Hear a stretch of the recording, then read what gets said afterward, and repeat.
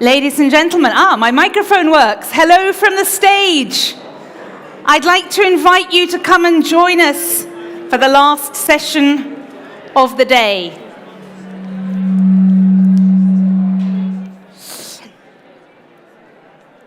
Welcome back.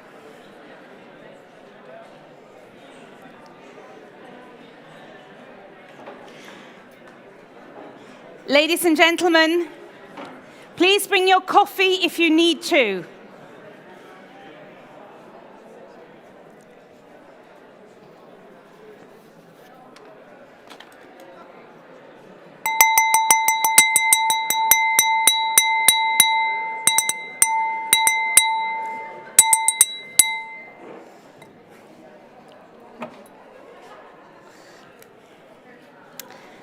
Thank you, everybody. Please come and take a seat.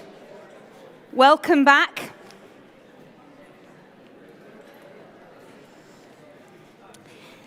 It's been a really wonderful conference, and it's so great to see so much energy and bubbling enthusiasm amongst you, because I know some of you started traveling very early yesterday to come here, so thank you for that. It tells us that the opportunity to be together and to share your experience is both inspiring and energizing, so that's wonderful.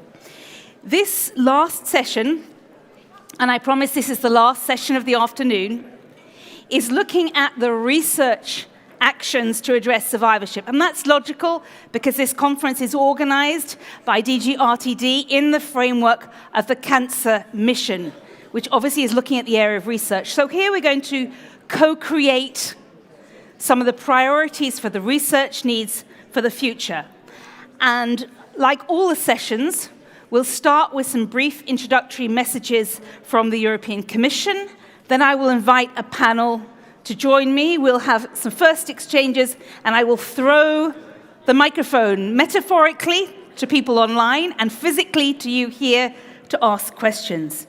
But just to set the framework, I'm delighted to pass the floor to Joanna Drake. You opened the conference this morning. You promised to be here all day, listening and engaging, and you have kept that promise. Let me invite you to give your opening remarks for this session. Thank you so much for that introduction again. I know that the audience is thinning out here a little bit. I do understand that the sweets and the coffee are still very, very tempting. But may I invite you to use them, to be more energetic in your interventions and in your engagement. We have reached a watershed moment in Europe in efforts to ensure increased survival and also better outcomes. And as Aaron said this morning, amazing lives for cancer patients and survivors. The EU Cancer Mission and the European Beating Cancer Plan, we said this morning, they're two sides of the same coin. They provide us with an unrivaled opportunity to make significant inroads into a disease that kills 1.7 million European citizens annually. When we harness the twin pillars of cancer research and cancer control, you can imagine what the result is. We can transform for the European cancer community, and in particular for the European cancer patient, and of course, ultimately, for the world. But from a research perspective, and now it's time to hone in a bit on research, how can we provide the basis through research programs for the next policy action, for what you have been suggesting from the floor? But from the research perspective, we need to now outline and be more specific about how we're going to fully bring into reality the benefits. We need to ensure that we are taking into account all aspects of the cancer continuum which we are addressing. Of course, you might say research has already been key to so many of the innovations, the developments, the control mechanisms, the preventions, early detections, treatment, diagnosis, prognosis. It has been all a result of research.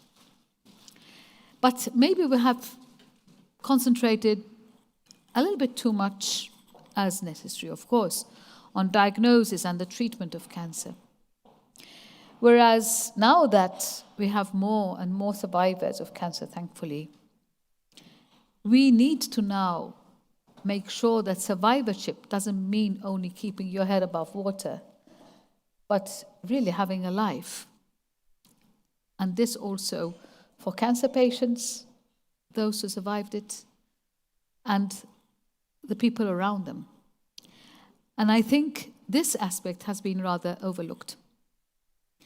Together with the Beating Cancer Plan, the mission on cancer is trying to provide some of these answers. And you've already tackled so many of them in the 2 sessions preceding this. Under the Supporting Quality of Life objective, the mission on cancer aims to improve the quality of life of cancer patients, the survivors, their families. And we'd like to do this by supporting research and innovation efforts to analyze all the key factors and needs which underpin what quality of life means. From the definition of early predictors to less affecting therapies, better monitoring, improved diagnostics, or more engagement for palliative care. But specifically, what do we mean by this? More specifically, if we had to look in the last 2 years, including this one, 21-23, the Cancer Mission has concretely made available a total amount of 17 million euros to support research and innovation projects in order to A, develop and validate a set of quality of life measures for cancer patients and survivors, and B, to improve quality of life for survivors of childhood cancer. The project selected will soon start to deliver the concrete results. And in order for you to have your own assessment of what these results are, please have a look at the Horizon Europe Project's results platform, where you can find details on relevant projects supported by the program. You may recall that this morning, the opening remarks by Commissioner Gabriel, she referred to the European Cancer Patient Digital Centre, and I know that has been referred to many times, including by Sandra, Galina, and also John Ryan, and also yourselves in the discussions. This is a flagship initiative of the Mission for Cancer. And concretely, this new infrastructure will provide information to cancer patients and survivors. It will provide access to the cancer patients and survivors' own clinical data. And also, it will provide an opportunity for cancer patients and survivors to deposit clinical and patient-reported health data, and also to allow that data to be shared with healthcare professionals and researchers, but in a secure way. So this digital center will provide quality of life information at individual level. And it will monitor treatment, side effects, and other outcome measures, enabling also the researchers to get the picture in order to improve our understanding of the real impact of cancer on patients and survivors' lives. The sky's the limit, what can be done when this is actually up and running and when it's efficiently shared with all the precautions, with all the safeguards, with all the privacy, but at the same time with all the willingness to improve the bigger picture and the individual lives of those who are affected today and will be affected tomorrow. We have already launched a study to develop the concept and prototype of this digital center.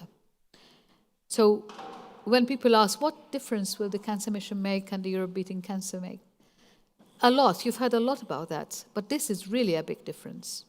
And it's not all about the digital. It's all about how it actually goes so individual in how it can affect an individual's life and survivorship after cancer. So don't look at it as just another digital tool. Because we are interested to learn from you what features the digital center should have to cover your specific needs and become a real resource for you in the end. So that is the first thing we'd like to discuss during this panel. We want you to define the parameters for us. We want you to help us get to the specific characteristics of what this platform should look like, should deliver on, what it should produce. Secondly, it's an important issue that you have voiced during the workshops and which will be discussed in the panel. And this is the involvement of the young cancer patients in the design and implementation of clinical research. This is indeed of paramount importance, in particular for research on childhood and adolescence and young adults' cancers. And in this respect, the upcoming European Cancer Patients Digital Centre, together with the Understanding Cancer platform, the uncan.eu, will provide medium-term and concrete answers. So, the floor is yours again, and I look forward to the discussion in the panel. Thank you very much to Joanna. So let me introduce to you the panel who's going to help us to explore this issue. So joining me here on stage, I have Nicola Unterrecker, who's going to share perspectives from the workshops and the views from young cancer patients and survivors. Dr. Raphael van Litzenberg from the Princess Máxima Center for Child Oncology. Dr. Teresa de Rojas, the scientific coordinator for Accelerate, which is the innovation center for children and adolescents with cancer. We have Antje Schutt, the scientific officer for the DLR Project Management Agency, and Dr. Ana Toledo Chavarri from the Cancer Mission Board. So please, come and take a seat. Excellent. So, can I join you here? So, and thank you, Joanna, for setting the framework about how we're going to explore how young cancer survivors can have more of a voice in the entire spectrum of the research agendas. And that's what we're going to discuss in this panel. And we're going to start, as we have always, with the voice of young cancer patients. Nicola, you represent that in this panel.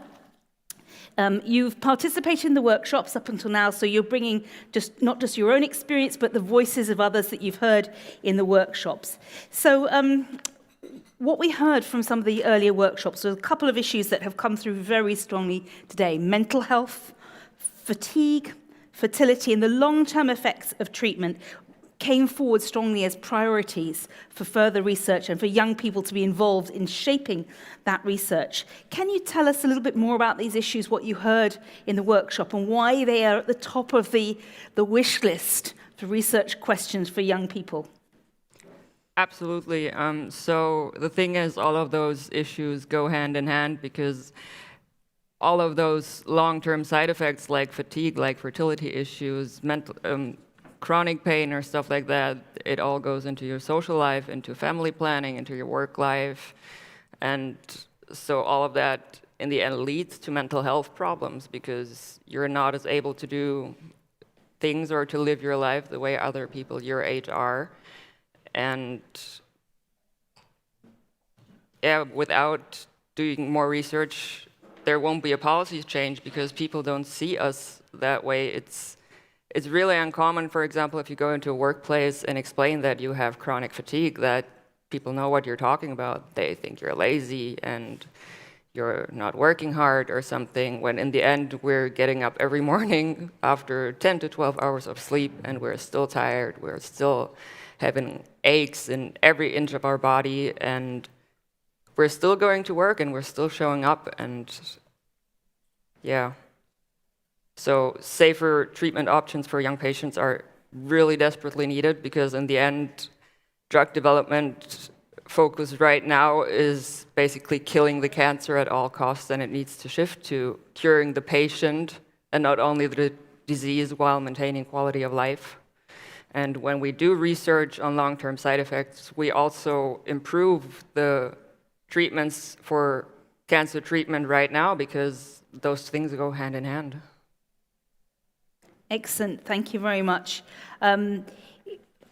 When you sort of think about the research priorities under the area of cancer, do you think that there is enough understanding that we need to go beyond scientific breakthroughs for the new treatment and the new cure? There's not a week that goes by without a headline saying it's going to be stem cell treatments, or it's going to be this. There's a lot of medical promise that's talked about the treatment of cancer itself, but there really isn't enough, as you say, talking about these broader aspects of the long-term effects and the quality of life.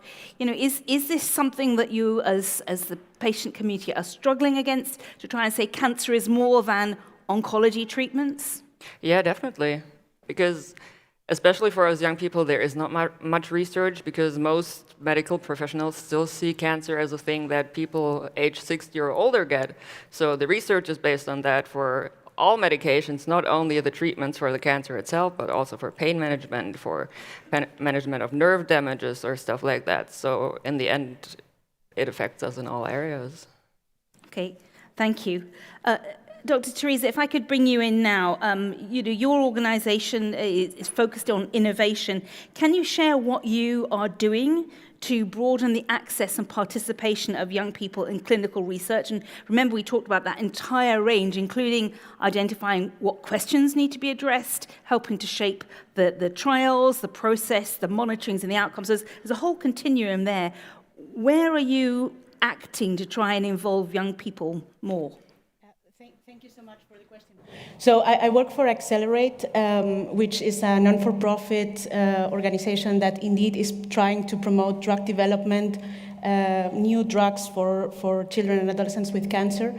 And as Nicola said, it's not enough that we get new medicines to cure more patients, but also to cure them better. We want to have survivors that have a better quality of life, and that comes through research, of course.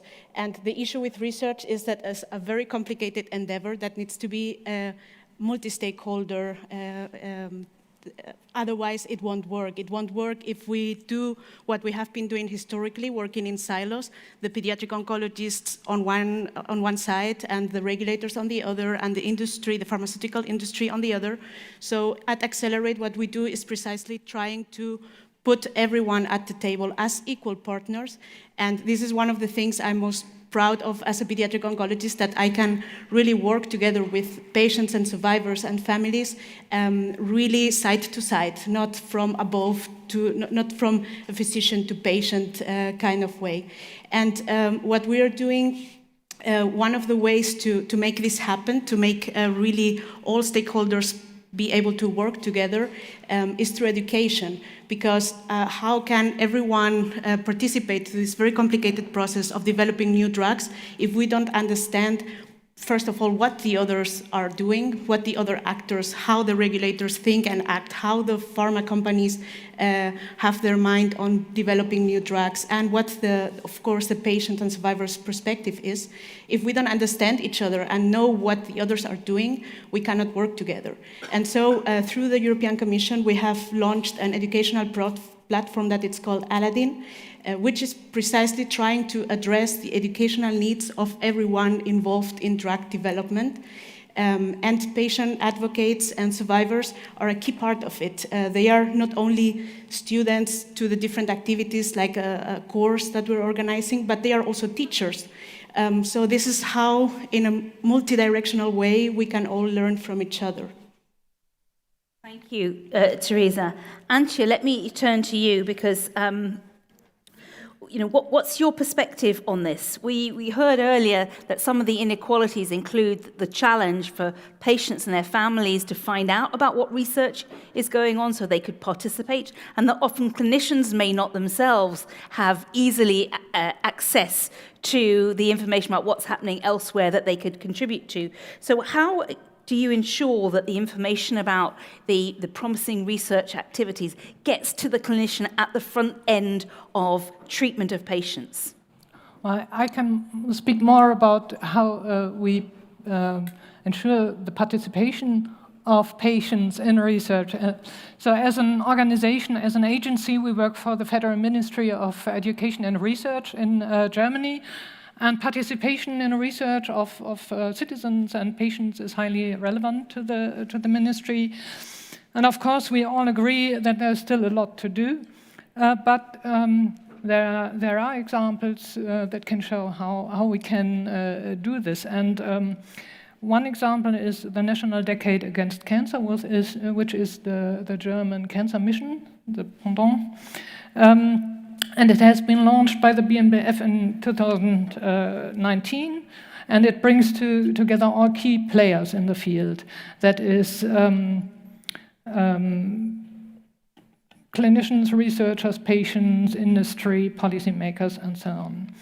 And they work together on ensuring that effective cancer research is made, and it is a pioneer in Germany in terms of involving patients at all levels. First of all, patient representatives are involved as equal partners in the steering committee and in all working groups, and jointly identifying knowledge gaps, defining research priorities, and developing roadmaps to tackle the most pressing issues. And in terms of making funding decisions within the decade, patients are also involved as reviewers. And of course, in the research projects funded by the decade or within the decade by the BMBF, the projects are requested to involve patients, and they can, of course, also receive corresponding funding. So by design, the National Cancer Decade in Germany creates a space where researchers, patients, industry, and policymakers can meet and exchange ideas at eye level. However, a ministry will never be able to change the culture in a field on its own. That's why in 2020, the BMBF decided to use the EU presidency of Germany, Slovenia, and Portugal to set an impulse. And they organized, or we organized a bottom-up process by the Cancer Decade, where 130 stakeholders from 16 European countries came together to discuss basic principles for successful patient engagement or involvement in research, in cancer research. And participants were cancer patients, researchers, healthcare professionals, industry, funding organizations, and policymakers. And the paper requests a change in research culture in terms of working modes, in terms of hierarchies, incentives, knowledge systems, and co-production of research, and many other aspects as well. And all these aspects detailed in the paper need to be addressed by different actors. So that's the point. There are different actors that need to do things. Now you may say, well, just another paper, so what? But the publication of the principles was followed by the initiative to build an alliance of active patient involvement in cancer research at the national level. And more than 80 different actors, from ministries to patient organizations to research institutions and industry, have already signed this alliance. And they have thus committed to foster patient involvement in research within their realm. And this, in turn, has been taken up by the Forum Health Research, which is a high-level body of the ministry that consists of the top representatives of the German research organizations in health research. And a joint declaration of the high-level institutions to foster patient involvement in research will be published shortly. So, together with many other initiatives and other levels by other actors, these policy-level actions, I think, help create an environment where co-production of research will hopefully be the norm rather than the exception in the near future. So, that's my take.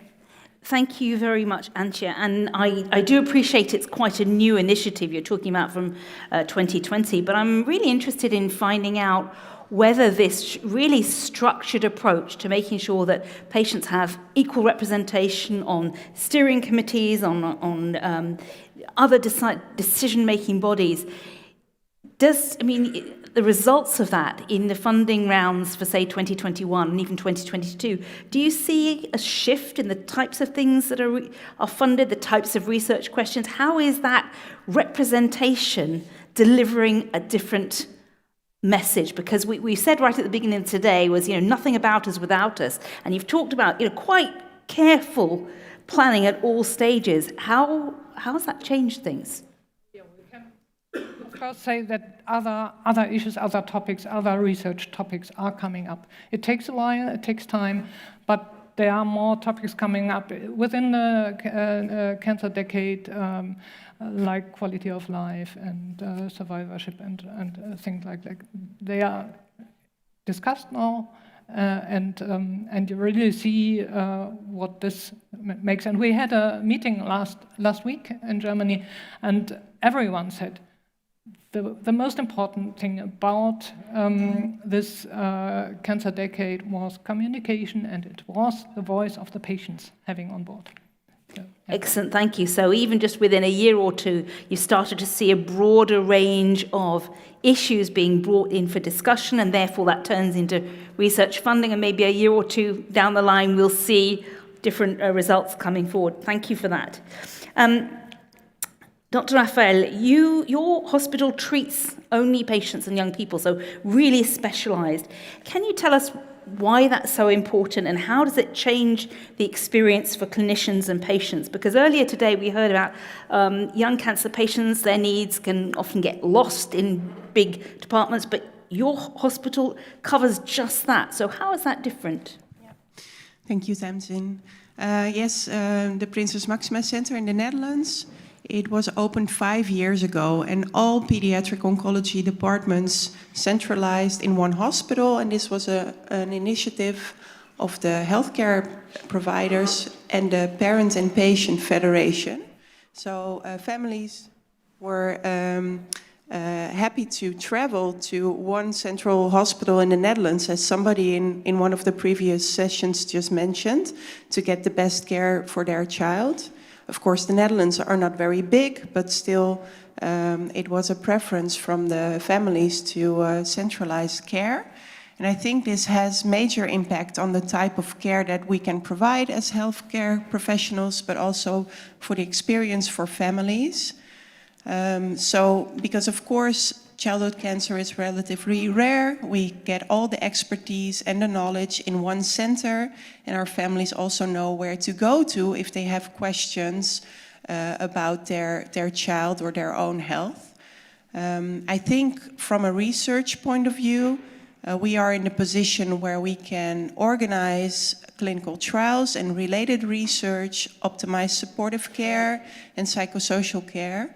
And I think, coming back to what Nicola just said, the fact that we take care of our patients from the moment they come in our hospital until they are adults, because we provide survivorship care for adults as well, that it provides the opportunity to get a feedback loop on what the treatment effects are in the long term. And then we can take that knowledge and redevise our upfront treatments and thereby hopefully increase quality of life and domains that are important to you. So I think that's the importance of centralized pediatric care and how it helps patients and healthcare providers. So 5 years is quite a new initiative, it's 5 years, but do you have already some kind of data from patient satisfaction, family satisfaction? Do you survey the clinicians who are involved? How has that, qualitatively made a difference to the people who are using it in comparison to what was available before? Well, I think that kind of data is still a little bit new. What we have implemented at our hospital is regular patient-reported outcomes on quality of life and fatigue. And this was also done before centralization in a couple of our pediatric oncology centers. And this has not yet been published, but we have compared data on fatigue experiences, and what we see is that patients with brain tumors who are most at risk for a lot of late effects, but also for fatigue, they are doing better since we've centralized care. We don't know exactly why yet, because that wasn't the question of the research, but maybe because we have big multidisciplinary teams that have attention to not only the medical part, but also for psychosocial aspects and supportive care, that hopefully this is why patients are doing better. Great, thank you very much.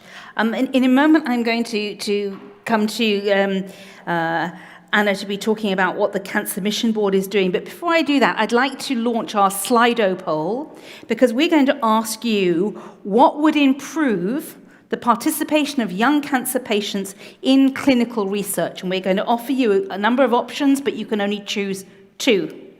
And this is, once we've got a sense from you what you would prioritize, I'll ask Anna to respond to see how that maps with what the Cancer Mission Board is looking at. So the question we've got on Slido, and so you need your phones and your smart tablets to respond, is what would improve the participation of young cancer patients in clinical research? And you can choose 2 out of these options, and then it's everything from going beyond acute care, specific guidelines on how to involve under 18s in research projects. Obviously, that's concerns about ethical issues and consent, education and training for patients and families on research methodologies, what it is, how you get engaged. So we've got a number of different options, but you can only choose 2 of them. We've heard some really good examples from our panel so far from Germany, how you sort of build in at a very structural level equal representation. We heard, from Anna, how you bring together different multidisciplinary teams and share that experience. We heard the results from the Netherlands, how you concentrate all of the expertise in one place to make sure that everyone who passes through their doors gets the best of what's known and what the practice is. So we gave you some examples to think about, but we wanted to know from your perspective, what would be the 2 options that you think would result in the greatest participation of young cancer patients in clinical research? And again, I think it's a very consistent message with the votes still coming in. There's a strong focus on survivorship aspects. And I remind you in the session before, survivorship came through as the sort of number 1 priority. And earlier, when we asked you about which transition was most challenging for mental health, it was going from oncology care into general health population, so life beyond cancer. So I'm seeing a very consistent messaging across our conversations. So clearly, this is an area where, looking beyond the acute oncology care, looking at the survivorship aspects is something the audience is very strongly interested in, followed by cancer patients being given a role in the design of clinical research and trials. And I think this is something that perhaps Antje can comment on as well, and making it easier to find out about clinical research. And maybe that's something that Teresa can answer. But let me start by you to just reflect for us. And it's a bit challenging. I'm looking at that thinking, if it's research beyond acute oncology and your title is the Cancer Mission Board, in a way this is a bit of a challenge, isn't it? To go beyond that tight focus on cancer and to broaden it out. But that's clearly what the community wants. How does that map with what you're prioritizing within the Cancer Research Board when you think about how to include young patients more? Thanks for the question.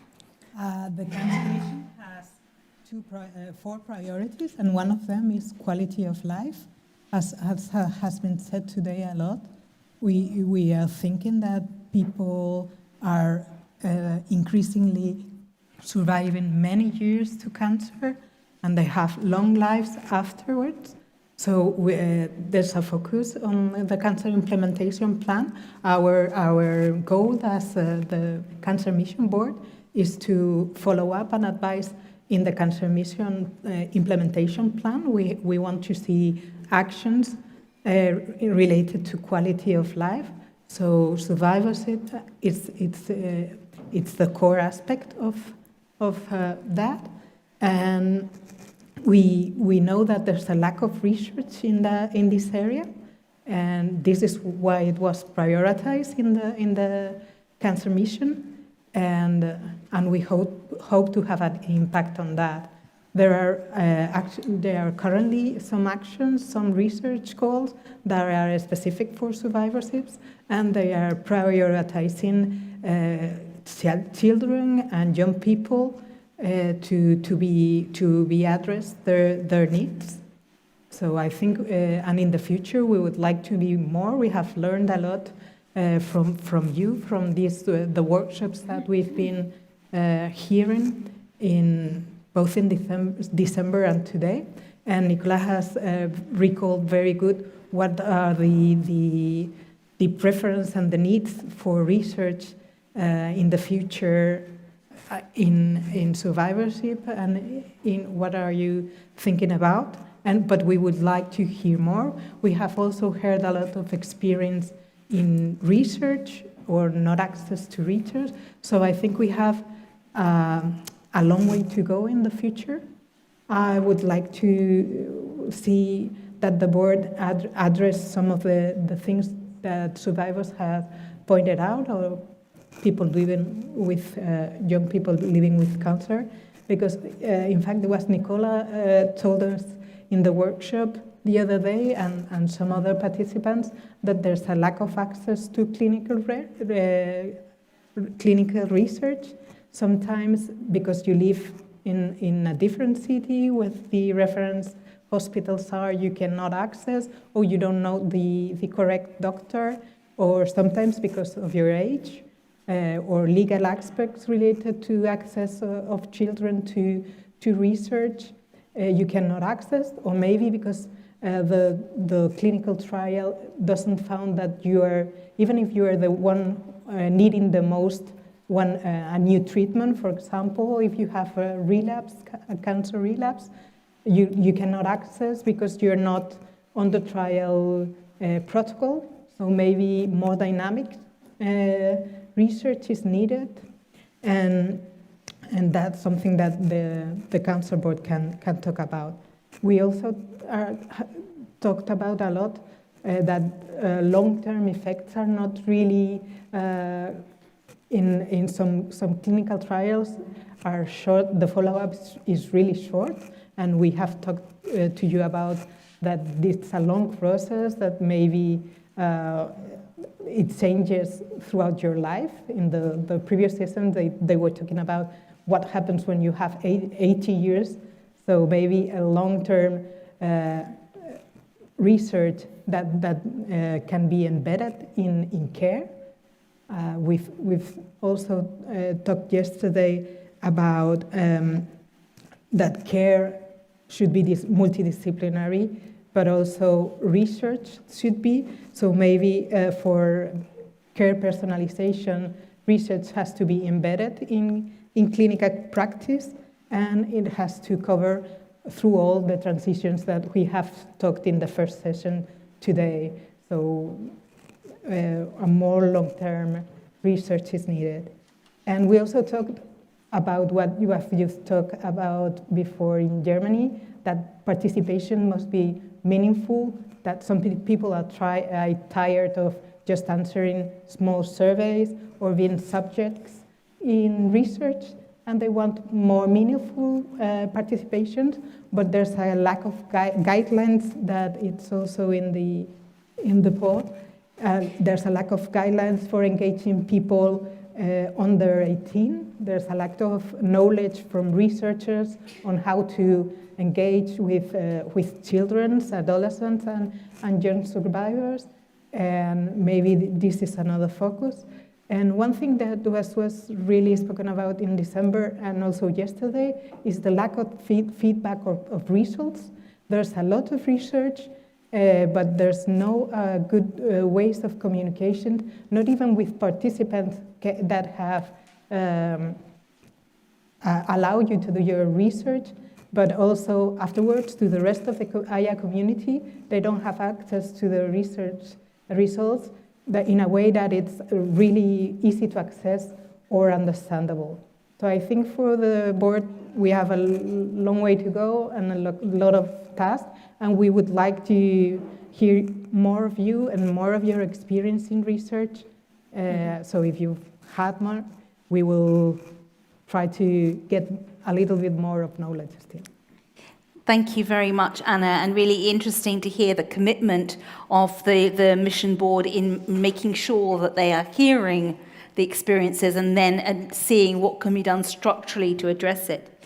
Nicola, maybe I could invite you to come in on this, because you know, the sort of second equal place is to young cancer patients being given a role in design of clinical research and trials, and then making it easier to find out about it. Do you want to comment on that perspective? Is it a big ask for young cancer patients to not only try and manage their own lives, but also then get to understand research protocols and that whole language and terminology? Or is that something that young cancer patients really want to do, is they want to help shape that? Where's the balance between that's an additional burden or it's a real opportunity? I actually think it's more of an opportunity and a chance, because so much is taken away from you when you get diagnosed with cancer. Your whole life is turned upside down, and you don't have to have the choice to make many decisions at that point. And that way you could actually take things in your hands again and play a role in your own treatment and create your own treatment. Great, thank you. I think that's a very positive and clear message, that actually getting involved in this it's another opportunity, and when so many other opportunities are taken away. Teresa, I know you wanted to come in on this, please. Yes, sure. Well, first of all, I want to stress out again the importance of education, and I absolutely agree with Nicola. It can be a great opportunity for patients and survivors to help shape the research that is being conducted, and your input is key. But in order to do that, it can be quite technical and quite scary, so we need education to be able to sit at the table as real equal partners.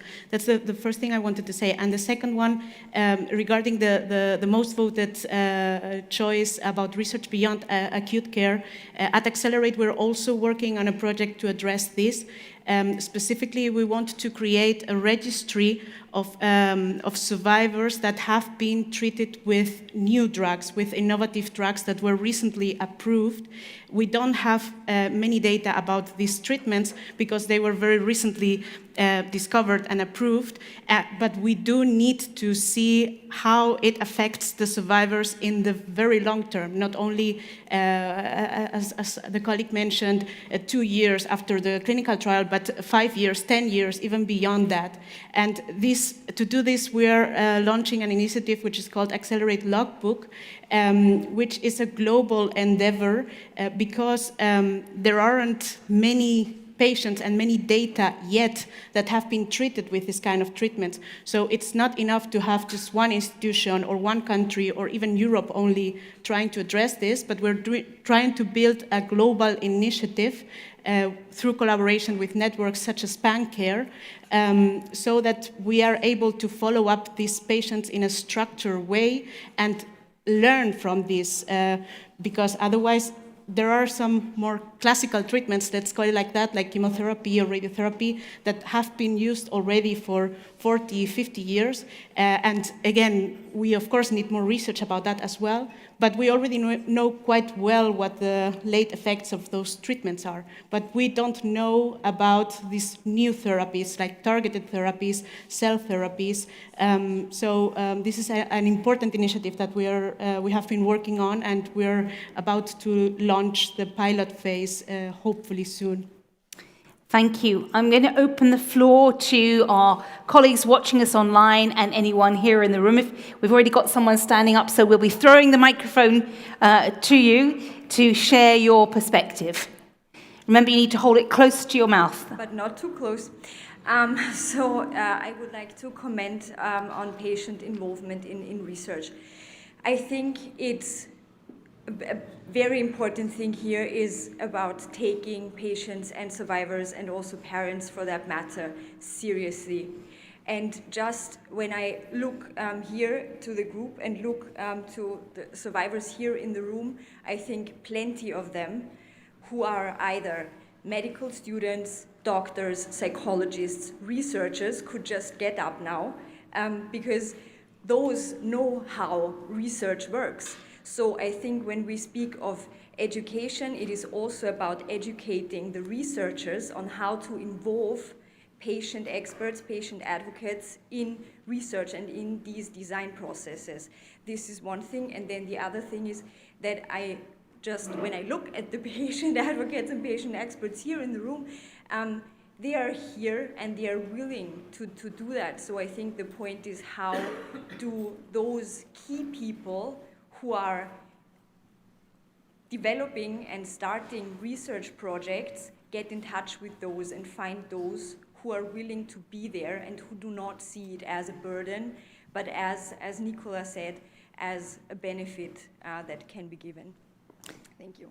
Thank you. That's an excellent intervention. I might actually come to you, Anja, to pick up on this because, in 2020 you made this quite structural change and you opened the doors and gave equal representation seats to patients and their families. Were there enough qualified people immediately coming at the door? Did you need to provide training and expertise? How did you make sure that they were able to participate in an equal way and had all the skills and capacity and knowledge that they needed to play that role? It depends on which level we are dealing with. When we were working on the principles paper, we had patient representatives who were professionals in their fields, so there was no need for training at all.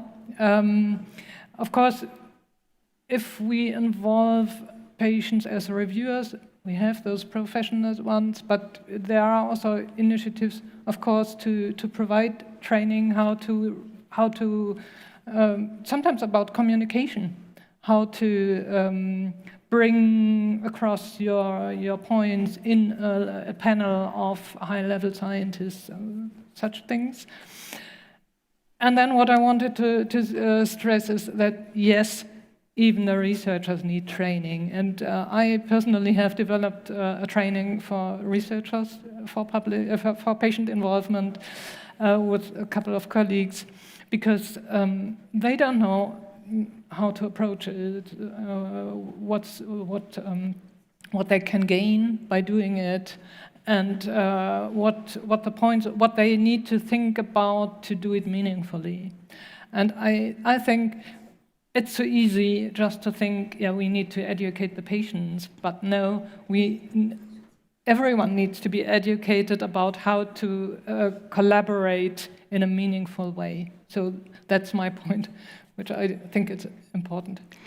Thank you. Do we have another intervention from the floor? Yeah, I've got two hands up, so you can toss the microphones between each other when you're finished, but please, go ahead. Having patients involved in design of research and in research changes from patient approval to patient involvement. And I think if you want more patients to be involved in said research, seeing that patients are involved in the design of said research, it will make people want to participate more in, as they see how important they are in research and how the results will be important for the next people that are going to be diagnosed.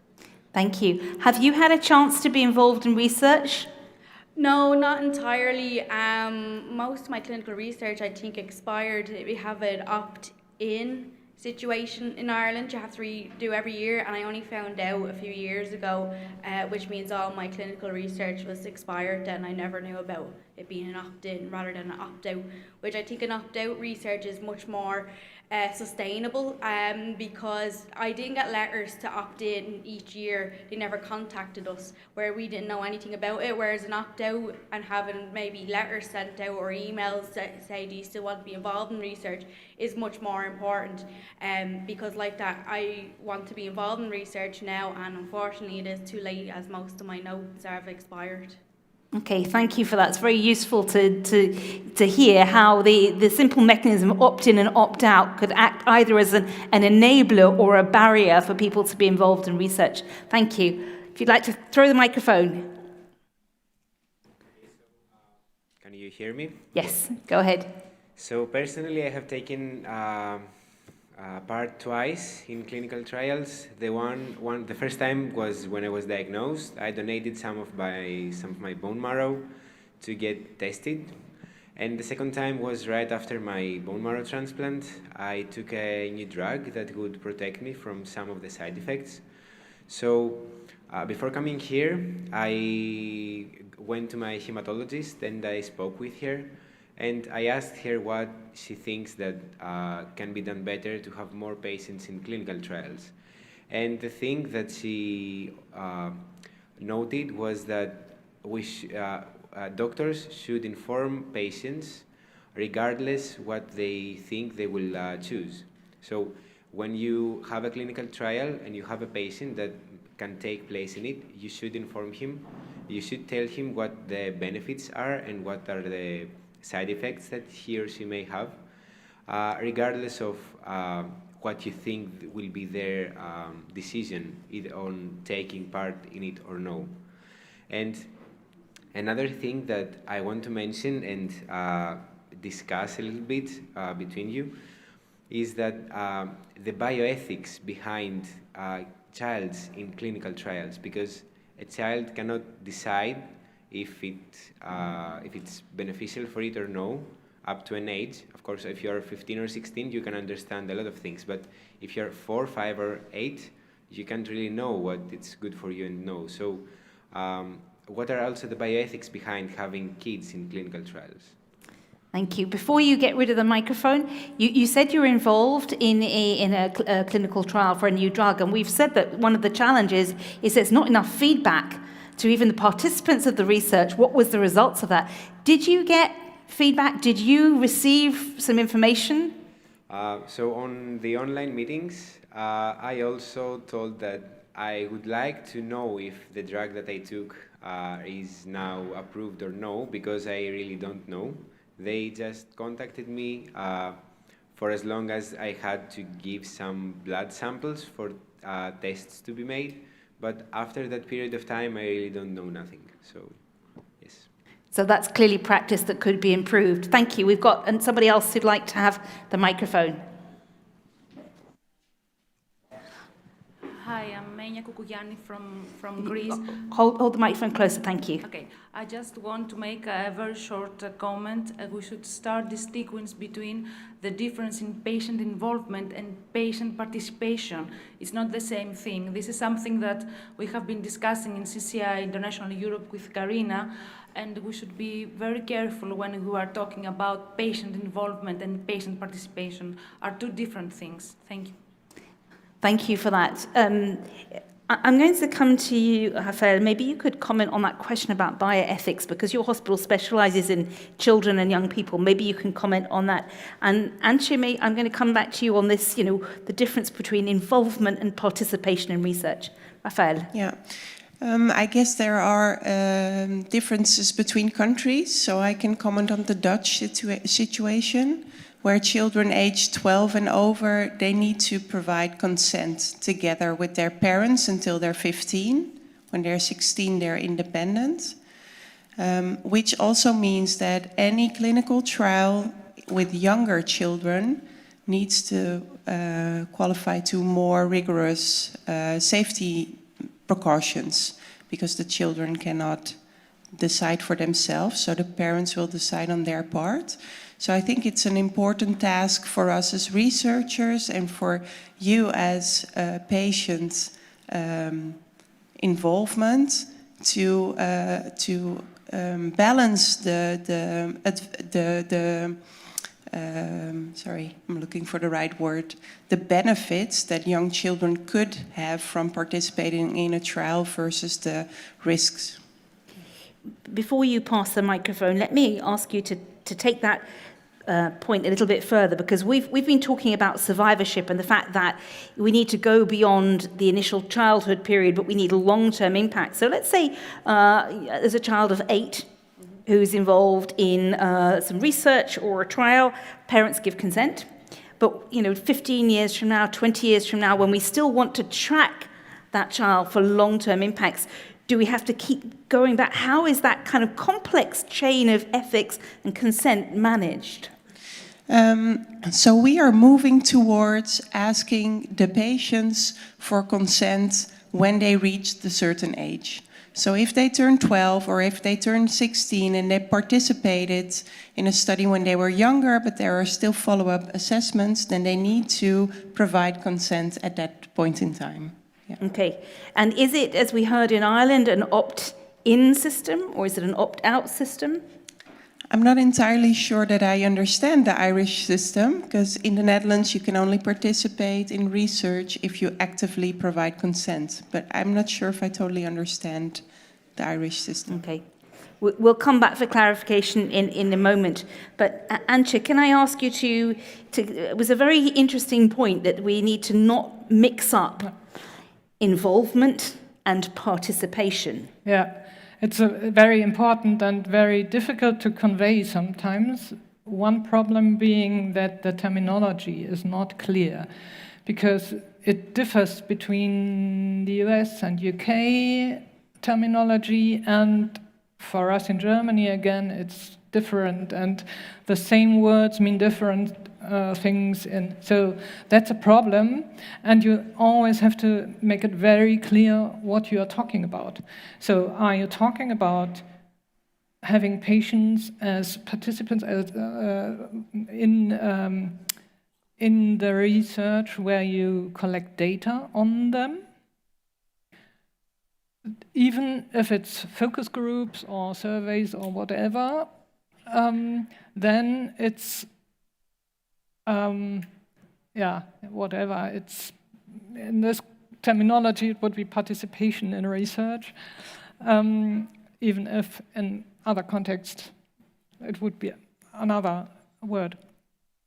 But if we talk about involvement, and we started talking about active involvement to make it crystal clear, involvement in research, this means working together as equal partners and having the voice in the boards, in the committees, in the design stage or whatever stage it is. So that's a different thing. And yeah, that's always you can't rely on the words.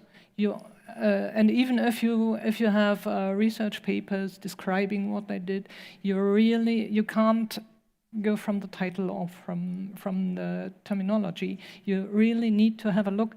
What are they doing? Are they collecting data, or are they having the voice in their processes? Okay, thank you. So this is actually quite a complex and nuanced area that has several different elements to it. Shall we sort of clarify to our colleague from Ireland what that meant? Did you want to come in back on that, Constantinos, quickly? A comment. So you told us that in Netherlands there is a legal process of how you can get the child involved in clinical trials. So in Greece we don't have that. And sometimes it's very risky for doctors to do things to kids when they are not legally covered, because they are also afraid of the consequences that their decisions may have when the laws are not clear on what they should and what they should not do. And I think that it would be very helpful for the state of Greece, for example, to set some rules and some laws and have the doctors have some guidelines on what to do and what not to do. Thank you. So it seems to me that we need some clarity, and this is something perhaps the mission board might look at, is understanding what is both the legal framework and practice, because there may be a difference in countries across Europe, to understand if that's acting as an enabler or a barrier to research. Do you want to tell us a little bit more from Ireland? Was it that your data couldn't be used, or your biopsies and tissues and samples? Can you explain that to us? Diagnosed, my folks would have consented to all and everything research-wise, medication-wise, but we did not understand at the time that it's a year that you opt in for. We had assumed that it would be forever, that any research. We didn't know that after a year you're meant to continuously opt in. It's only when we were met with a researcher only recently that they told us this, and I realised then that anything that I thought was being sent was not sent. It is an opt-in. You're meant to get in touch with the research department yourself. It is not a letter that is sent to you to update yourself. So if you we didn't know this. You probably were told when I was 14, completely forgotten about. We had assumed that it was an opt-out research thing. Either it was not properly explained, or it was at a time where too much information was given at once. That's why I believe an opt-out research is much better. Maybe it's a thing that if it's a yearly reminder that you can opt out, 5-year reminder, 10-year reminder, or a change in said research, that you should be able to opt out rather than opting in. I actually think we'll have more people dropping off. People will just stop responding, because sometimes it gets a bit annoying having to constantly renew your initiative to be in a research. Thank you for that clarification. That was very helpful. And you can pass the microphones forward to your colleague. And I just want to acknowledge that we've had a couple of inputs online. We've had a reference to IARC researchers that are putting together some documentation and practice on childhood cancer survivors research, so you can find information on their website. We've got information there about how to involve patients in certain aspects of research from YPAG, which is, I think, the Young Patients group from Ireland. So thank you for sharing that. We'll make sure those links are shared more broadly, and also a recognition to the EU network of youth cancer survivors, which are doing ongoing training and peer support, which is a great way of sharing capacity and knowledge and encouragement. So yes, please. Thank you. 1, 2, 3, 1, 2, 3. Okay. So I would want to draw attention to the research which is already generated by the patient community, so real-world evidence. Okay, so the difference between the research done by the clinicians and other researchers is most of that gets published in the peer-reviewed literature. So these other research is being done more and more by the patient communities, and not, of course, just within the young cancer community, but elsewhere. But, you know, it's not our professional trait to do that and publish.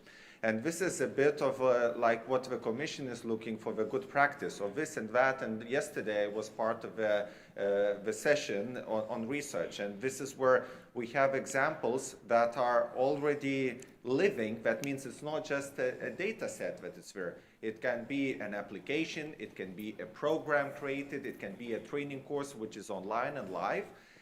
And I am just now thinking a bit on this macro level. What can we do to pool these resources so that it would be, knowledgeable? We're not asking, give us money to do another research, but just map what is out there.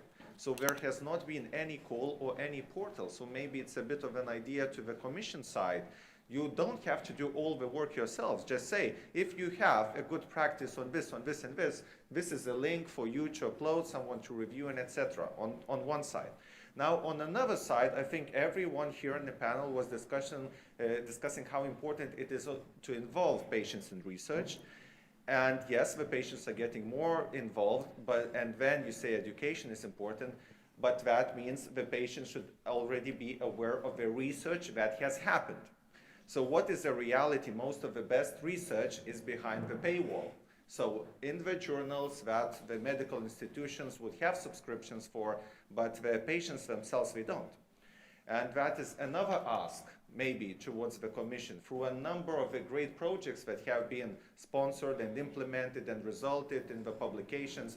And now within this Mission Cancer, why can't those guys who did those projects put it somewhere on the link so that we, as a community which would benefit from those findings, we could find it easily? Because yes, one thing is to go on and look for each particular research, but when you have 100 articles published on one topic, you have an option to read through all of them, then decide who are really game changers, who are just, adding a bit incremental benefit to that research. And of course, we don't have all our life to read the research papers. So there can be a way easier to do this, not reinventing it, but just finding that information. And that, to me, relates very to the first session that we were discussing about how to find that information, and information is only useful if it gets outside of this bubble of the people who are empowered to find it. Thank you. Thank you very much. Some very useful inputs there, highlighting again the power dynamics that exists between, which creates a structural inequality between patients and clinicians, where one has access to a lot of this information, and then patients who are also generating information, and that doesn't necessarily get treated in the same way, get weighed, have the same weight in decision making. So I think these are very useful issues that I know the Cancer Mission Board will want to reflect on, and I'm sure you'll also comment on, Joanna, towards the end. I'm aware that we've got about 5 minutes left in our panel, and we've got lots of new topics to talk about. You really wanted to say something, so please stand up, and I think we'll throw you the microphone for a contribution. Thank you, will be short. Just a point of clarification. Collecting data in the real world is a major part of clinical research at the moment in oncology. And it is very important. And this is why this morning John Ryan mentioned the European Health Data Space, which will be how collecting the electronic record of all the patients with cancer in a way that it can be accessible for research. But your point is very important, is how patient-reported outcomes could be much more used than it is at the moment, which is the patient is not only passively participating to a research, but actively participating to a research. So the point is clearly real-world data is clearly something which is run by academic, by industry, by EMA, really collecting information from the real life. And participation of the patient is extremely important in an active way. And patient-reported outcome is an important message to develop further. That was just I wanted to clarify. Thank you. Thank you. Let me ask if there's anyone on the panel who wants to respond on that in our sort of last few minutes, particularly this issue. Anna, would you like to take this up? Yes, I think that talking about accessibility of the results of research, I think the European project, please correct me if I'm wrong, they are already committed to public access of the results, and it's a commitment that the researchers have to do. I think what we are missing is a summary in lay language that could reach the community, that could reach the participants in the research, even if they are subjects or not in that research, and that can be easily feedback to them. I think that's a point that we're really missing here, and maybe could be added to the future calls. And about designing and patient-reported outcomes, we were talking yesterday also that outcomes should be defined by patients, because sometimes clinicians are used as a proxy, but they are not really responding to the needs. Not only that research responds to the needs, but that the outcomes and the goal and the effectiveness is measured in a way that patients would agree with the goals of the treatment, with the measuring of the side effects, for example. So I think patient-reported outcomes are really important to be incorporated, but they should also be designed by patients and for patients. Thank you. Nicola, I'm going to come back to you because each of our panels starts and concludes with the voice of the patients. We've reflected a little bit here on the different mechanisms, whether they're structural, as we heard from Germany, whether they are the way that you concentrate the expertise, as we've heard from the Netherlands, whether it's proactive in bringing together the different disciplines from Teresa. So what would you like to say in conclusion of this panel, which asks the question, how can we give young cancer survivors survivors more of a role and a say in research activities? I think all of those ways mentioned so far are actually a pretty good start, and if we combine those ways, we would really have a strong suit there. Thank you. And do you feel that, it's been a journey, that patients have moved from being the subject of research to being one seat at the table to now having a much greater seat? How far are we on that journey? Do you feel like there's a lot more further to go in terms of changing the culture of the people around the table, or are we really where we need to be in order to then just make progress? I think we're still at the start, because so far it's still a really small group that gets to have a seat on the table, and it needs to be actually everyone that gets the chance to decide if they want a seat at the table. Not everyone has to, of course, but everyone has to have the chance, I guess. Okay. Well, can I say on behalf of the audience, a warm thank you to all the members of the panel for sharing your expertise and your suggestions about how the research environment could be made more accessible and friendly to youth cancer survivors.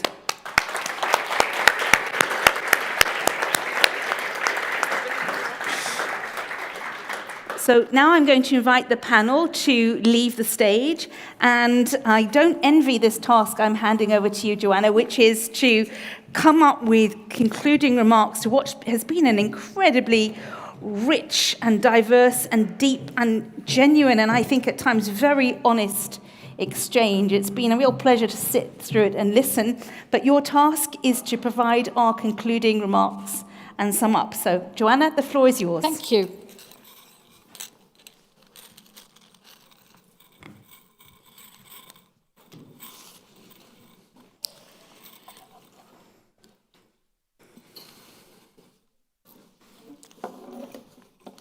Unenviable tasks, as been said. Well, I actually am very honored to be in a position to reflect a little bit on what we've heard.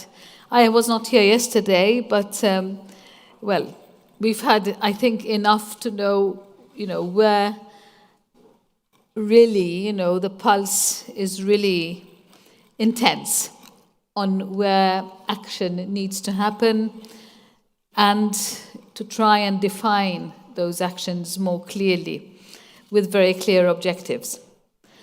Well, this morning we started with a long list of opening remarks, and one of the remarks made by, and promises made by Commissioner Maria Gabriel was that this is just the beginning of a long-term partnership. It might be the end of the conference today, but it's only the beginning of this partnership. And we're very happy that you have shared so much of your time and so much of your very intense personal experiences, especially those of you who have been through cancer, and those around them who have taken care, who have been worried, who have been anxious, and maybe sometimes also despaired, but also who had very hopeful moments of survival and wanting to do better. And this is the part where we really want to be there even more for you. We have planned a number of follow-up activities, if we want to be concrete about what we mean by long-term partnership. And I'm very happy to share these with you. First of all, I think it's about enlarging this community. And you can help us get there, to help reach us, be our lunga manu, help us to reach out to your cancer survivor community. You can be our best ambassadors, you can be our best interlocutors, our best messengers, to bring more of you on board, more of you who want to share and want to make the future brighter, to make more amazing lives, as Aaron said this morning. We want to also deepen the discussions. I don't think we have skimmed surfaces here. We have people who have had their own intense experience, personal experience, many experts on board, lots of experience, lots of knowledge, lots of competencies. But we also need to go deeper, and I think the more we reflect and the more we digest what we've had and what we've seen, what we felt, more remarkably, I think, the deeper we can go and the more precise we can target the objectives we want to reach.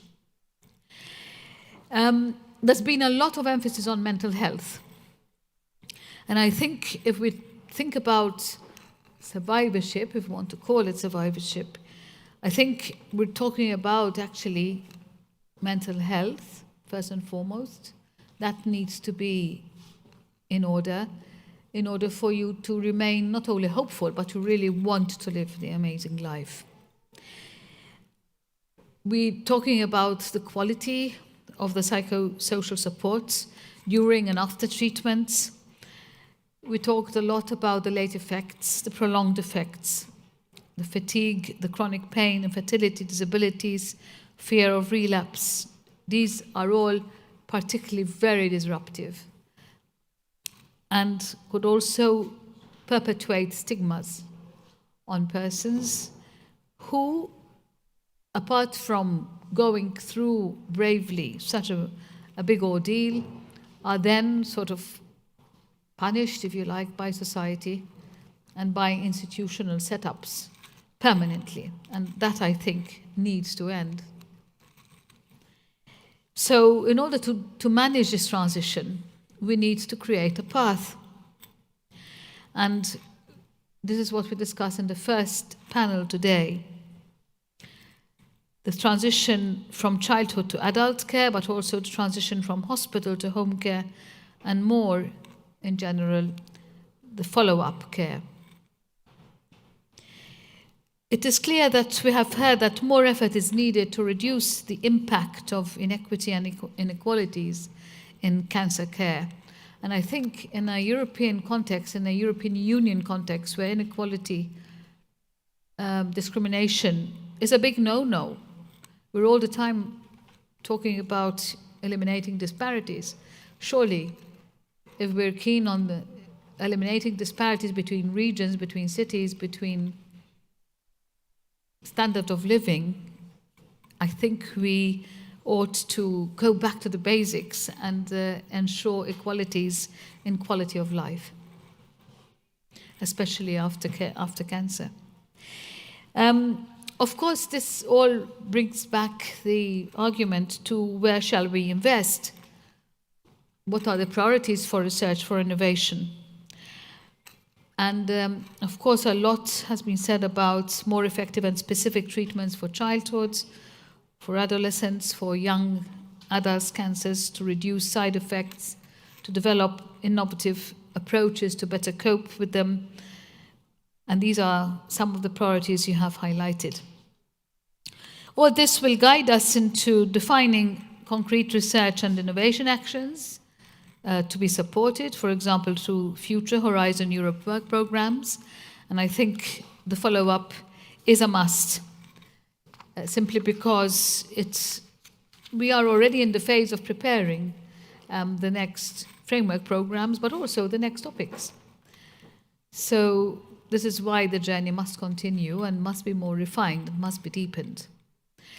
What we've talked about in this panel has been quite enlightening in terms of, what involvement, stroke participation, and the design and implementation of clinical research, the importance to invest in education and training for the patients, for those caregivers, for the researchers themselves about how to handle this involvement and participation, what to do with it, how to get back to the patient, how to give feedback, and how to basically effectively work together. We plan to organize, in order to discuss and continue working and building on this, another event towards the end of May, and I really hope we will be able to count on your active engagement and the engagement of those who you will also convince need to participate and involve themselves. And I'm not making a difference at this stage about involvement and participation. But of course, this is not only about research and innovation. I think one of the main achievements of today is how diverse the stakeholders have been, and also the number of stakeholders present in this room, but also online. It's thanks to you and to your engagement, your passion and eagerness to openly share your stories, your experiences, the challenges you face in daily lives with all the details, but also the many excellent initiatives that have been put in place already and those which have been already conceptualized. When we think of the mission, as we said this morning, which is quite innovative in the context of Horizon, the multi-stakeholder approach is really at the heart of it. And we'd like to keep it up and intensify it as much as possible. We have created the missions with the promise to foster integration between innovative approaches to cancer research and innovation together with public health and digital policies, ensuring commitment from member states and communities at large. And we'd like to continue in this direction. It takes a lot of energy, but I'm sure it will become second nature when we really belt out the message out there with the nature of our actions and, most importantly, the impact of our actions. In particular, the mission on cancer and Europe Beating Cancer Plan have been, from the start, co-developed, co-created in terms of idea, in terms of objectives, in terms of governance, and in terms of the determination to break the very traditional barriers and silos which still plague some areas of operation. And I think the more we reflect on, how we need to tackle challenges, we talk about global challenges, when we talk about climate, not only, of course, the more I think working together in a joined-up way comes foremost in the way of a basic given that needs to be reinforced and consolidated. And we're trying to give an example also through cancer, which still plagues humanity. So the approach that we have developed at EU level is now also taken up, as we said this morning, at the national level. There are important changes happening. There are forerunners who are giving the example to others. We hope it will be taken up. And here again, we want you to be the voice of this in your own jurisdictions, in your own organizations, in your own communities. Small as they are, but sometimes it's the messenger and the message that are more potent than the size of the place or the context in which that message is given. And we are very, very confident that the more we continue this momentum, the more it will result in effective strategies to improve prevention and control, and survivorship, and amazing lives in survivorship. So, ladies and gentlemen, it's been a privilege for me to be with you, to know you, to listen to you, to witness your courage and your strength.